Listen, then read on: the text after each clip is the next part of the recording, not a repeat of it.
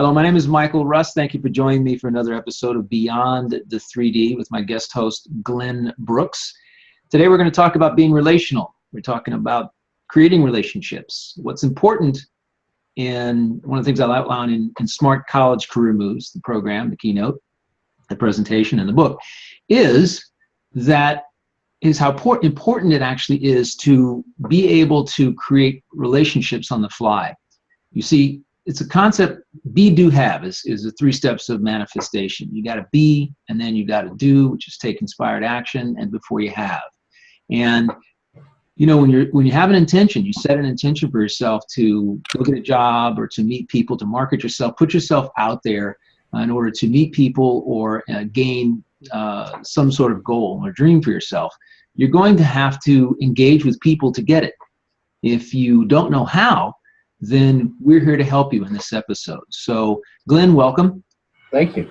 Thank you so much. I talk about, employment context with a lot of people because a lot of my program is about marketing yourself, putting yourself out there, and getting a job. And what I like to do when I set an intention or goal is to then be completely and totally aware of who it is that's around me that can help me get there. So once I identify, it could be somebody that's sitting next to me in a restaurant, somebody who is standing in line in front or behind me at Starbucks. It could be just anybody. You never know who it might be. And connecting with people in a friendly manner kind of helps you divine whether or not this person can help you get where you need to go, because you never can tell. So what do you think is really important to creating a relationship with somebody, an instantaneous relationship, let's say? Well, last night I went to this hotel, it's a local hotel, and I met some people watching television, and I wanted to watch the tennis match on last night. They were just so, it was almost like they were so eager to learn about the tennis match. Mm-hmm. And they told me about their trip from Delaware. And, I think what it is to be interested. So I was kind of interested. In them, and then they gave me some social cues. I got more interested, and the woman told me what she was doing here. There was the first day of UMass. Mm-hmm. And, before you know it, I'm just kind of studying it. It's kind of like yesterday I taped a program, mm-hmm. a TV show, and all of a sudden I realized there's this wonderful kind of relationship rhythm going on. Like one mm-hmm. person speaking and they really received the other person. It was like totally unscripted, and it was just wonderful, almost like a musical piece. And right. So I think, first of all, what I'm going to say to people is you need to fast from your cell phone, your iPhone, your smartphone. You should just get a sense of people. Right. The thing I think that's sabotaging a lot of people is their brains are so wired to tech, and we need to get a sense of people. I know when I speak to people, I'm aware of their respiration or the way they move. So mm-hmm. I'm really advocating for couples and for students to really get used to this awesome. mini fast. You touched on something really, really, really cool, and I just want to step back and kind of explore it just a little bit. And that is get a sense of people. A lot of people don't have intuition. If you're spending a lot of time on digital devices and that's your main line of communication, you kind of lose this sense of intuition, and that is kind of gauging who's around you, sensing what their feelings are. It's sort of like putting out this little radar. You know what I'm saying? Sort of like a little radar around of people around. Because what you just talked about in that hotel is the same thing that happens to me every weekend when we go out, or in the evening when we go out. We'll go to a restaurant, or we'll go to down to the beach and watch the sunset. There's not a time that happens where we're not engaging with someone who's sitting either right side or left side of us in a way that's we're either sharing the sunset together, or asking where they're from, and just having a conversation about things. But you got to be able to sense whether or not they're open to that. What do you have to say about sensing whether somebody is open to interaction? I think it's like any other. I think it's a relational skill. Mm-hmm. It's a relational skill, and it's just developing. And I was just reading about the problem. Again, go back to the technology. so many people, they're so used to it that they're used to being interrupted. And when I talk to people, I Skype with people, and their technology is interrupting them every few seconds. True. And they're not noticed they're being interrupted. So what I'm, if I was going to go for a job interview, which I don't do because I kind of, have my own career. Right. But I would think that I would be interested in them, not be interesting. When you become interested, you take the pressure away from yourself. It's kind of like, I'll give you an example. Every so often I do go up to someone and they have their iPod or whatever it is, and I kind of pause. Mm-hmm. It's almost like I could sense them sensing me. And that you're there. Mm-hmm. Yeah, and it's a funny little moment because often it's an unusual moment.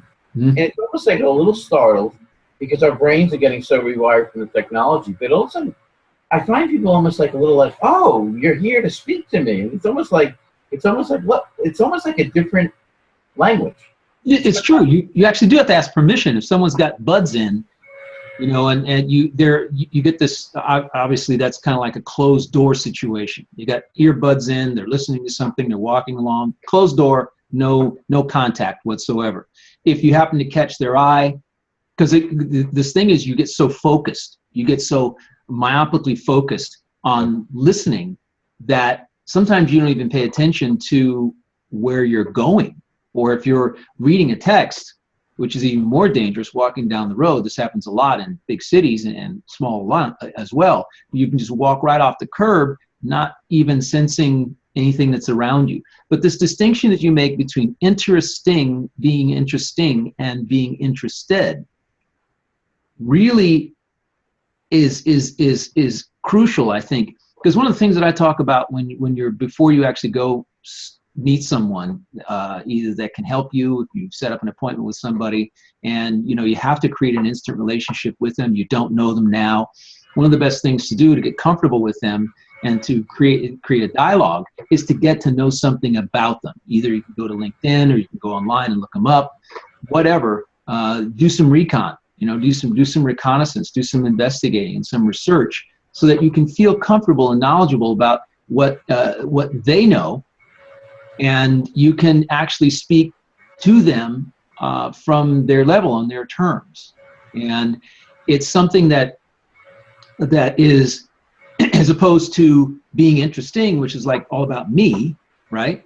If I'm going to go to speak with someone about something, I want to be interested in them. I want to be in a conversational with them. And if I know something about them, then I can bring that up and find out what the commonalities are. Because that's usually what I like to do, is find out what we have in common ASAP. As soon as I'm with them, what do we have in common? Or what is it that I like about it? I just go down the street sometimes, and if I'm walking in a city like New York City or something like that, and I happen to catch someone's eye, I may say something really interesting, like, you know what, those are a great pair of shoes.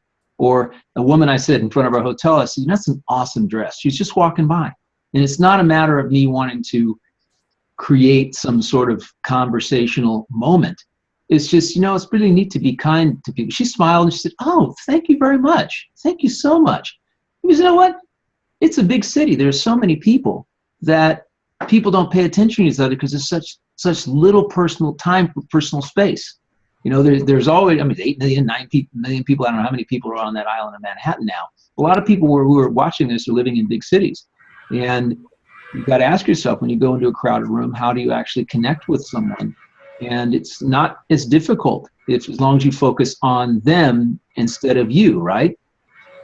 Today, I love this moment I'm about to share with you because I met this guy, and this is at one of my favorite restaurants. And he's like the maitre d'. And when I first met him, I just remember there must have been some conflict because I didn't really enjoy seeing him when he was there. Now, that was a year ago. And I saw him today, and we've had a really good relationship the last, I don't know, 8 months, whatever it's been. He looks at me today, and he goes, first day of school, free lunch for you. And I remember I just kind of slapped him on the shoulder, and I realized we just have rapport now. So I was just reflecting on how, like, but part of what it was, I think that's a miracle. I love when that happens. I love when, something's off and then it's all of a sudden it's on. Yeah. I think we're so used to living in this breakup culture, not just in our relational, our romantic relationships, that we tend to just, the poison of relationships is assumptions and conclusions. So I Right. think him, at a certain point, I think I appreciated his view. And it's a little tiny thing, just appreciating, well, he had a certain reality, and I was doing something, and I wanted him to see it differently. And I realized when I just kind of met him, something happened. And now it's like I realize when I see him, I just appreciate him. Beautiful. It's a different deal. That's the And vibe you put out. You're appreciative. You're grateful. yeah, no, of course I'm very grateful because he's caught me many meals now. And it's almost like he does it in this very playful way. It's not, I'm kind of looking for my credit card, and it's like he's just like, oh no, first day of school, no fee for you. Well, it's really kind of interesting. Yeah. You say that because that is so true. I'll sit when my girlfriend and I go to a restaurant or something, or a bar, our favorite bar. We're going to sit down and have a cocktail for the first time when a new bartender's there. I like to get to know him. I'll ask him. I like to ask people personal questions. Where do you live? Do you have a family? If there's time to do that, if they're not so busy that they're going crazy, getting things for people where there's no time to talk. You can't expect that. But when it's slow, which is when I like to go, I like to get to know them and get to know something about them, get to know about their lives. And we do this everywhere we go. So when we walk in the door the next time, we know them and they know us. And it's interesting what kind of abundance can happen when you have, I call it prosperity thinking from a relational perspective. You don't really expect something from someone. However, when you're good to someone, when you're kind to someone, kindness is generated right back towards you at some point in the future, either from that person or somebody else. But we're sitting there, and all of a sudden we get the bill, and I'm looking at this, goes, this doesn't make sense. And then I'll go, no, the first round was on me. The first round's on me. We're talking like $30 worth of drinks that are on him. Mm-hmm. And it happens in restaurants too, where the managers say, that was on me. That meal was on me. You guys come here all the time. You're very nice. I get to know the waiters. There's one waiter at a restaurant. He's an actor, and we've gone to see him in 2 different plays that he's been in, because it turns out this guy is got an incredible voice, and it's just so wonderful to go to that restaurant and to know that you've actually seen him in his passionate vocation, the thing he really, really loves to do, and he's going to be directing the next play. So obviously we're going to go see that too, but this is getting involved with people. I think what these personal digital devices don't allow us to do is to connect with people on a deeper level, instead of just, hey, how you doing? It's great. It's a beautiful day. Bye. It's understanding that there is a deeper level, and kind of taking a couple of steps down to express an interest in someone else. And in doing that, you find out about them, they find out about you in turn, because generally that reciprocation is there. And before you know it, you've got another friend, whether or not they're a lifelong friend or whether it's just a momentary situation, a momentary connection. You never can tell. Sometimes I'll just ask, what do you do? What do you do for a living? What's your right livelihood? And they'll tell me what it is. And it'll become apparent at the time when I ask that question, why in the world they were sitting where they were, I was where I was, and why we had this little exchange of relationalness. The last time it happened, it was a lead to somebody in one of my businesses in New York City. The guy turned out that he was there because he had a particular clothier had misfit him, and so he was taking time and over at that particular restaurant to take some time out before he could go back to get refit. And I said, you know what, I got a suit business in New York City, and you might want to check us out. You go to New York City? He goes, oh yeah, I do. Gave him a card, and it turns out that he's a nice little prospective client for that business. But if I had never taken just a moment to say hello to him and find out why he and his wife were smiling so beautifully because they were loving where they were and the weather was gorgeous, and it's always nice to share that with someone. And there are stories, we've got hundreds of stories like this because we're that kind of people. But so far I've got down, be interested, not interesting, be personable, as you said, get a sense of people. Those are really awesome steps. I got one to add, that is seek commonality. Try It's kind of like a game with you. Try to figure out what you have in common with the person who you're connecting with, because in not necessarily by asking 20 questions, but there's something that you can be observant. I guess is one of the keys. Is to be observant of the people who are around us. With these digital instruments, we're not observant. We're not paying attention, and basically who we're looking for, who is supposed to help us connect and walks right on by, and we don't say anything because we're all to ourselves. Would you say that's a good? I was sitting at lunch today, and I wanted them to turn at the restaurant. I want them to put tennis on, the tennis team here. So I'm sitting next to this dude. I'm sitting next to this guy. He works at staff on his shirt. And I'm like, hey, excuse me. And he's doing something on his phone. And I think it's really funny. I'm saying excuse me in different ways. Excuse me. Yeah. And finally, I stopped out of his trance, and I go, hi, I'm sitting next to you. And I said, hey, you think we can get that TV? And all of a sudden, it was like he came to his senses. Right. He was in deep trance, deep thought. Yeah, I mean, one of the things I love doing with people is radical humor, or in the Buddhist tradition, they might call it crazy wisdom. So I might say to someone, and this is really where you fine tune your skills, when you really get exactly. Right. So I'll say to people, I might say, hey, what's a good restaurant around here? And by the way, what's your favorite place to shoplift? And I'll say it like really, straightforward to them. And they'll be like, restaurant, favorite restaurant. Oh, let's go there. And I'll say, favorite place to shoplift. They'll be like, and they just start to laugh. I just did this to this. There's a therapist out of New York, a breathing master. She teaches all levels of breathing to people, and it's Linda McLeod. And she has this outgoing message, and it says, tell me something that's going good with your day. And I must have listed 10 things.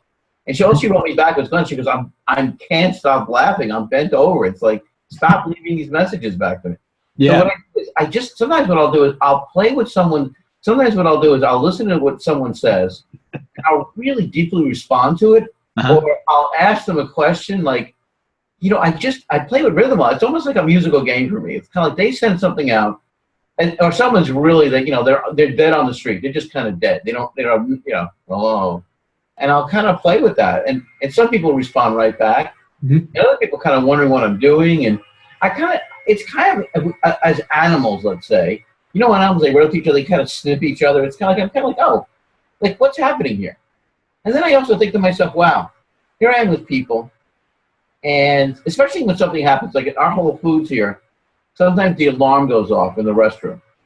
And I realize it breaks that trance, like all of a sudden it's like, because it's such a monotony. It's like trance, trance. And all of a sudden, like in some ways, someone might share something that they weren't planning to share, and then all of a sudden you're into something. Right. And people say to me, well, what do you do? And I say, I do my best not to do. I participate. I might change the language too. I might say, okay, they're asking what I do. And to me, that's a trend. You have this very, sarcastic, humorous kind of thing about you, which I like and I can relate to. A lot of people don't necessarily have that and can't pull that off like you can pull it off with a straight face. Well, I want to say in my heart, it's not sarcastic. It might be just radical, but I tell you. Okay, it's disruptive. Like seek to disrupt. I would say what I'm wanting to do. Let me tell you. I'll tell you a story. So it was the worst snowstorm was probably like 6 years ago in Maine. They shut down Maine, so every hotel was shut. And I told someone I beloved deeply, Donna. I said to her, "You're going to stay someplace warm. You're going to be taken care of." And I stood behind that. When we give language, first thing to make your life work, and I'm learning, keep your agreements. Don't just say something and don't have to keep behind it. What's that? Do your best. Yeah. Level best to keep your agreements. So what starts off after that, I said to her, and I felt like this is a moment where I just loved her so much. And I said, you're going to be taken care of tonight. And that began a series of phone calls with the security guard at Bates College. Okay. You get the phone. How security guards and bus drivers, these people, they're very regimented, a lot of them. Like they have all the rules. Like, it's like, hi, this is, Agent 6552 is my badge number. And I'm like, right. Hi, it's Glenn. Mm-hmm. And I immediately open, actually, I'm kind of saying, here I am. I don't have a badge number. I get that you have a badge, 11226. And I here's the situation. What I might do is I might let them in on a genuine, intimate detail. I might it depends on the moment. I might say to them, there's someone who's traveling and I love so much, and like, I think she's scared she's going to be stranded. So this begins a conversation with dignitaries and people come from around the world. They stay in this one room at Bates, and it's incredible. So I said, well, tell me about it. And he tells me about it. It sounds extraordinary. It's got this huge fireplace, and it's got this special furniture that the dean picked out. Really? So, yeah, I keep calling him and touching base with him, because now I know all the hotels are closed. They're closing all the roads. And now I know Don's within like 6-7 miles of Bates. And I'm thinking I call him back to Fort. Now he's like Matt. By this time, he's Matt. I'm like, hey, Matt. And I'm just, my sense is like me and Matt. And again, this is just like, I don't know, you just practice this. I could feel his nervous system. I get a sense of him.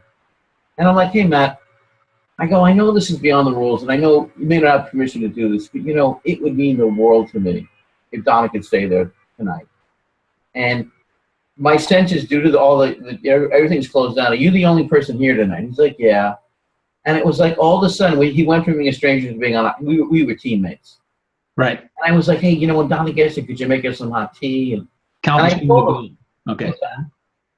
You became teammates. He was helping you accomplish your mission. Yeah. And your promise, basically, your promise.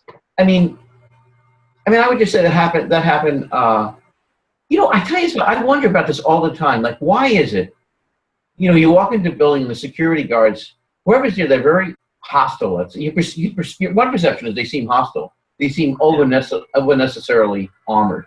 True, but that's because security guards are, the word security, is in their job description. So they're suspicious of everyone, taught to be suspicious of everyone, looking for the negative versus the positive in people. That's their job, to be security, to keep people out, to keep the wrong type of element out, to prevent things from happening. It's that modus operandi when they're at work. So I can understand that. I'm in Boston. I enter an arena. This is fairly soon after the bombing in Boston. Security was very tight. Oh yeah, okay, we can understand that. Oh, it's very tight. Yeah, I understand. So the funny thing is, I have a love letter I got to deliver, but I didn't know how to actually. I don't know why I couldn't. There was something like closing this love letter, and so what I do is this gets back to being interested in them. I just started to develop this conversation with this one security guy, and he was like, "Oh heck," he goes, "I know how to do that. I know how to. This is." And he does the letter, and we have this conversation about why I'm there. And now I'm in another security area where you're not supposed to cross the line, and my daughter's coming to see me, right? Uh-huh. And I'll tell you something. When I see my daughter, Leisha, it just lights my heart up. I just love Leisha, like beyond what I can say. And the security guard looks at my face, and she sees me, and she goes, "You can step over the line. This is a security line." And she says, "Step over it." Right. And I grabbed Leisha, and I just swang her. And then it was like I was on to my next mission. But don't assume or conclude. True.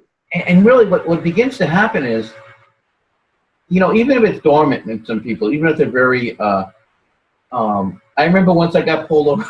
I'm only 11. I got pulled over for speeding in past years. It hasn't actually happened recently. You always get pulled over for speeding. I understand that. No, I want to say it's been years. It's been years. I'm getting much better with parking tickets. 3 times since I've known you for the last 3 years. Yeah, no, I haven't gotten pulled over, but this was a while ago, and I remember he made a joke to me. This was like, I forgot what he said, but he joked to me about something, and I responded to it. I kind of just, I think what it is when we defend ourselves, right? And we're kind of defensive, right? And I just remember he said something, and it was like, he didn't give me a ticket. But the magic here, there's circumstance. So we could say, okay, this circumstance, and it doesn't happen all the time. Sometimes people do things that I'm not delighted, and in those situations, I'm as real as I can be. Yeah. No, I think being nice is like a social disease. So, I think you said the thing you said there that stood out was be real. No. Yeah. Real instead of assuming some sort of semblance of yourself.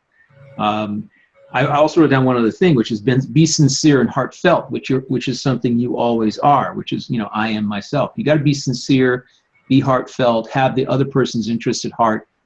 And even when the security guard story is awesome. And that's something that I find, I don't care if I'm going through an airport and I got to deal with a customs agent who is the most suspect person in the world when you are coming in from outside the country. I call them by name.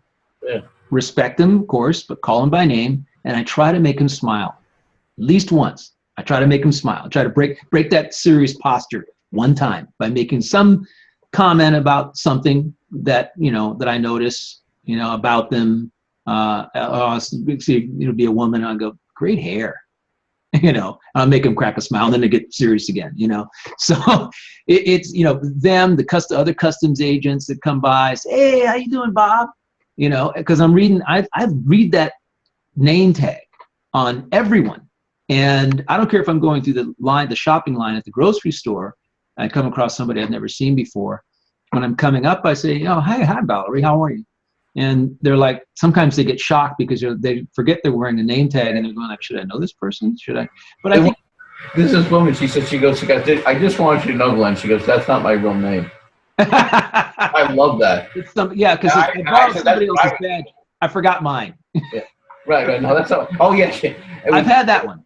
I borrowed somebody else's. This is not my name. So I want to say that what I want to share with people is, I don't endorse ass kissing or what's the other one? There's ass kiss. Brown nosing. Yeah, brown nosing. But there's another one I'm thinking about that people do. Manipulation. Oh, no manipulation. None. I was saying to my friend today, because I was sharing with them that when we show up as team members, right, we could give each other the whole world. There's something about how we hold each other in relationship. That's I'm beginning a group on what I call relational mastermind. That is so profound, because what most people miss is they're so scared to fail that they're frozen in their system. That's so awesome. Right? Oh, man. Right, so scared to fail. And that's what makes for that social awkwardness. Yeah. Right? That's true, man. I'm telling you, that's something that it's huge. So I'm going to run through these real quick because we've talked about these. So I'm going to run through these 10 things that we've actually come up with. First one is be interested, not interesting, which is more about them instead of you. Be personable. Get a sense of people. Be observant. Seek commonality. Be humorous. Look them in the eye, which is important. I came up with that one because most people, they're off. Look them in the eye. Be personal. Look them in the eye. Be sincere and heartfelt.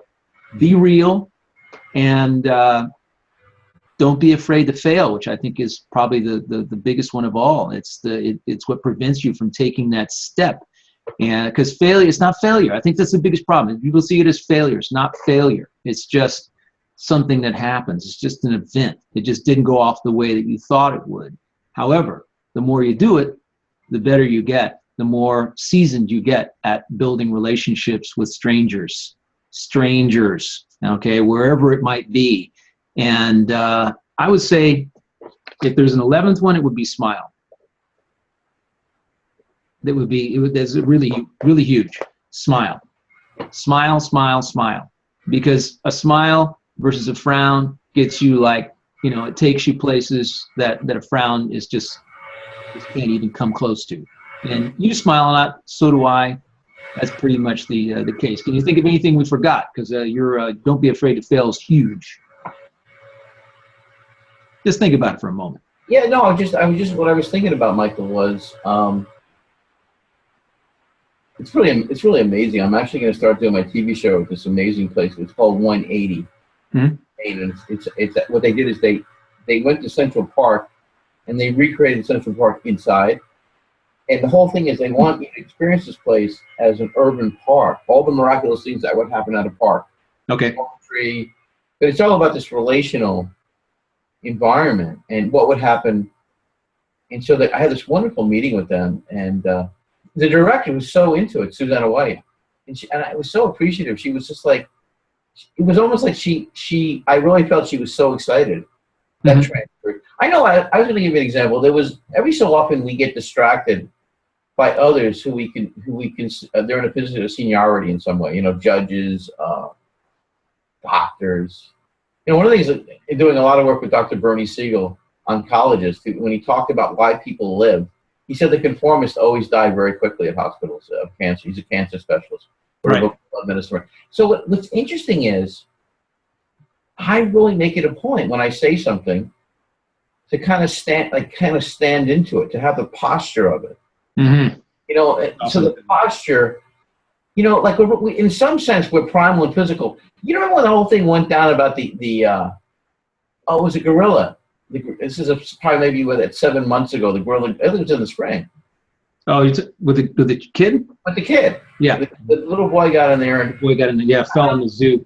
What was absolutely fascinating is, and this just really was very informative, is that if everybody was educated in the nervous system, they wouldn't have screamed, because that probably was going to disturb and frighten the gorilla. You think? So think? Right. Screaming might have, you know. Yeah. So the gorilla goes. In some ways, we're so uneducated about relationalness and the nervous system. Because really, listen, if you feel safe and beloved when you're with me, and you can let down, mm-hmm. that's a very primal. It puts us in a different relationship. And if my focus is how could Michael feel, you know, it's just in some ways that's how we give each other a pass. We kind of like, okay, we're in this. As human beings, we're constantly going through dilemmas, and dilemmas make us feel separate, isolated, and fearful. Right. So, you know, if you go to an audience as a speaker, and you just give them this gift, this bouquet of flowers, your mind can't focus on two things at once. If I'm giving them a bouquet of flowers, and I'm really focused on that, you know, I my focus isn't the guy who's like, you know, staring me down. It isn't the woman who's making a, you know, kind of a face that's not pleasant. True. Mm-hmm. And so what we got to do is we got to just. So I learn everything I can, and I apply this as best I can to people who don't speak English, to people who. Oh yeah. You know, there's this one woman. She must have. I don't know. I think she has cerebral palsy, and it's like I watch how it's such an effort for her to go across the street. Mm-hmm. You know, and I can't. And I just actually breathe, and I kind of see her, and I do believe this, that we could actually send people good luck. We could send them encouragement. You know, I don't want to be in this place where I'm staring at her, and it's like like, oh, like how would you want someone to see you when you're struggling? Good energy. Right? Yeah, I agree. It's not like you're feeling sorry for somebody. You're just basically sending in positive energy, and you know you're going to get there. And you don't have to say anything. It's just don't stand there like, what are you doing? You know? Right. Well, you know, something simple. What's really funny about her? There's another woman who looks like her, and this happened a few years ago. Mm-hmm. And this is the principle of sending human warmth. And I remember, I thought it was the other woman. I went up to her. The street was very crowded. Mm-hmm. And I was like, hey, how are you? And then I realized it wasn't, but I realized the, hey, how are you? I brought her from like here to like, hi. And I was so touched that it was all of a sudden, she was like in this uncautioned place with me. And I thought, wow. It just put me in touch with her. We send something out with genuineness and caring. It's kind of like, it allows the other person to make this like shift. It's kind of like, you know, I remember once I was watching the show and this guy said, you know, when you say hello to people, mm-hmm. just pop in for a moment. Let the hello be a real, like really. Yeah, but it's so, this issue today, the issue of saying hello, how are you has become rote. Right, 100%. Patterned. It's like, it doesn't mean anything. You're like, yeah, how you doing? Oh, I'm having a good day. Okay, great. You know, it's like, hey, how you doing? Yeah. I'm great. Right. You know, it's like, okay, great. I got into this thing. It was really funny. Is that I got into this thing with this company, and I had a letter from this company that promised me this huge discount. I lost the letter, and I had the sense she had no interest in finding the letter. So of course I was like, I couldn't help but say to her that I don't have any sense you care that you like. In some ways, if she found the letter, right, it would validate something I said. And I said, you know what? I know you said you're gonna. I don't get you care a little bit about the letter, and I would just because in some ways I couldn't be disingenuous. Right. I was like, wait. I was like, you don't care about the letter. I know you don't care about the letter. Like, don't. But I still like to find the letter. You know? Yeah. I mean, I won't need the letter. You know? Hey, listen. I got one story I need to tell you here. Go ahead. It's about posture.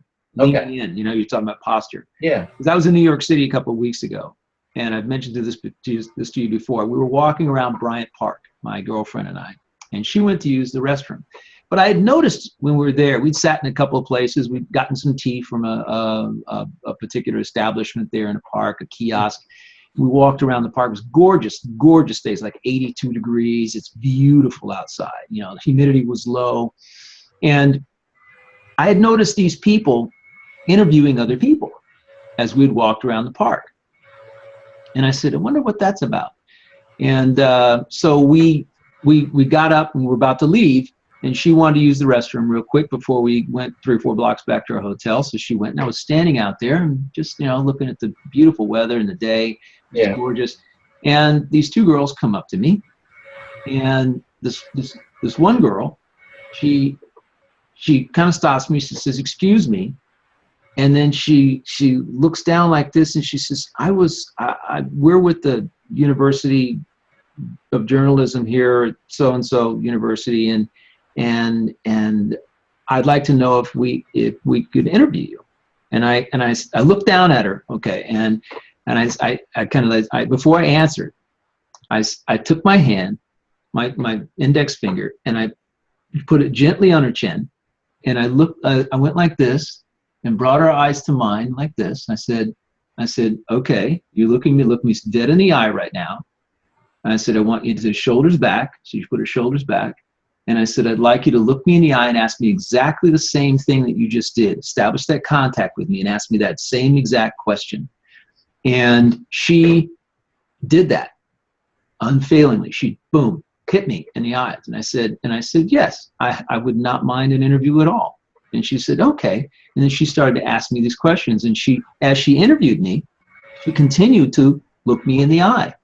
And when we got done with the interview, she said, "Thank you so very much for that, teaching me that and helping me as a reminder of what I really should be doing." And I said, "It's important that you understand that when you're talking to me, you're only talking to me, and you've got to do it in a confident way. When you look down like that, and you're asking me something, it's you lack confidence, and it shows that you lack your posture, and where you're looking, it shows that you lack confidence. And just by simply changing your posture, you can become more confident." And you did it throughout the entire interview. I said, "Just remember that and pass that on to your other journalism students," which she was. I said, "If you're going to be interviewing people in the future, you got to make sure that you capture their attention, and you come off being confident, even if you don't really know exactly what you're doing. You can look like you do. You can look like you know what you're doing by simply looking someone in the eye." And that's the sort of thing I like to do, is remind students or young people of how important it is to establish eye contact and be personable with someone, even if you don't know them. It makes you feel better. It sends a message, a vibrational message to them, so to speak, that you're someone they should listen to for that moment. You engage them, right? Eyes, you engage them in the tone of voice. So, hey, this has been fun. We've got to. I just want to add one thing. Please. Because I had this. I used to go see these people, Bob and Marla, or Mallow. So what was interesting is they always would kind of be very authentic. So if they didn't really want to have people over that night, they would tell us. Mm-hmm. So the thing I want to say to people, you could break all the rules, because I don't like rules. Yeah, it's true. And the thing is just to be genuine. So right. What I realized when a person's genuine with me, oh my God, I take some person, but then they say to me, I had an operation on my toe. Whatever it is, mm-hmm. That I love. Another thing that I love that always surprises me and I'm always delighted by is genuine intimacy. Because sometimes you're going to meet someone and you're going to go hi, and they're going to be like, hi. And it's going to be like, it's going to surprise you. Yeah. How connected you can actually be in just with a hello. Yeah, because I go someplace and I realize, since books like How to Win Friends and Influence People, when you start to try to do this stuff, from a place you're going to get, this other place, but remember, okay, so to be genuine is to allow a person access to you. So it doesn't mean you got to deliver this line or be this, thing. Just be, kind of be there and listen and notice. And from that, right, from that place, let something occur. Right. So I agree with you. Yeah. I absolutely agree wholeheartedly. This is a conversation that we'll pick up again, I'm sure, in another episode with another context. Yeah. But this has been Beyond the 3D with me, Michael J. Russ. My website is michaeljruss.com, and I could be reached at inquiry@michaeljruss.com as well if you have a comment or question about what you've heard, or you'd like to talk a little further about this topic. And Glenn, give out your information.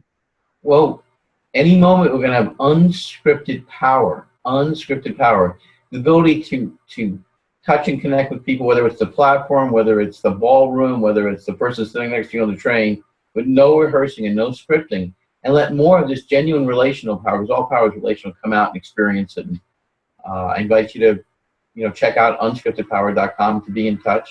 And of course, anything that you have to share on the topic, I'm interested. I'm really curious. I'm curious what makes a more intimate relational life. That's my ongoing thing. What is that thing? Yeah, it's a mission.